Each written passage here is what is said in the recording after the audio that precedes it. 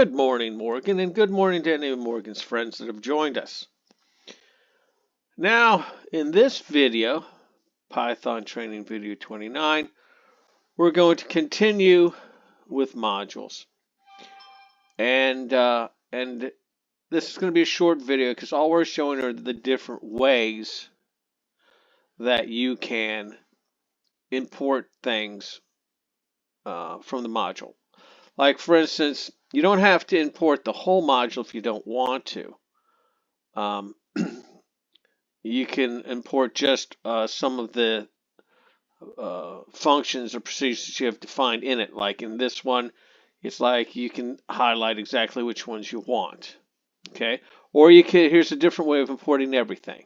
Okay, and of course, the different import statements also has something to do with where the file is that you're located. But we'll talk about more of that later. For now, let's go ahead. Get the reading done, run some code, and talk about this a little bit more. All right? Now let's go over and do some reading. Okay, here we are in the manual. Let's go ahead and get this reading started because it looks like we got a page and a half to get through. Python Training Video 29 More on Modules. A module can contain executable statements as well as function definitions. These statements are intended to initialize the module. They are executed only the first time the module name is encountered in an import statement. 1. They are also run if the file is executed as a script. Each module has its own private symbol table, which is used as the global symbol table by all functions defined in the module. Thus, the author of a module can use global variables in the module without worrying about accidental clashes with the user's global variables.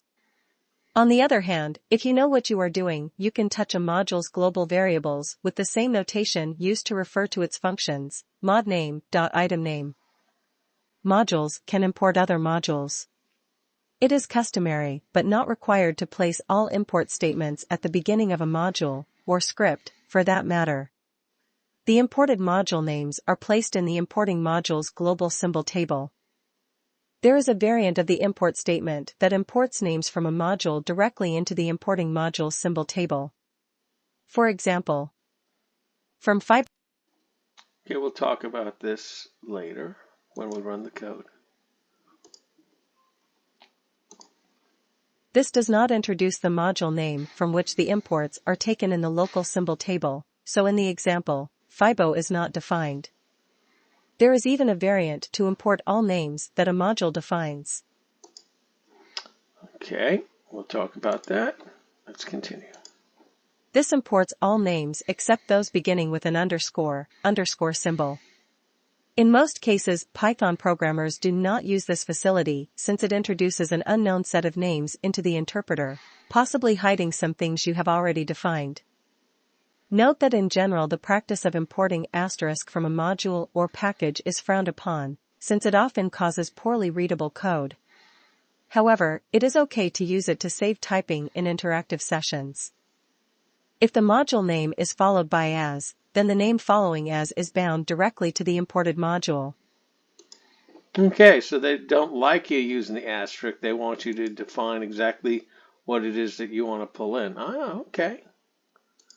This is effectively importing the module in the same way that import Fibo will do, with the only difference of it being available as fib.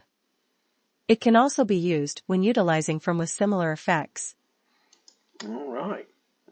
Okay, let's get to the code and finish this video out. Okay, not much to see here.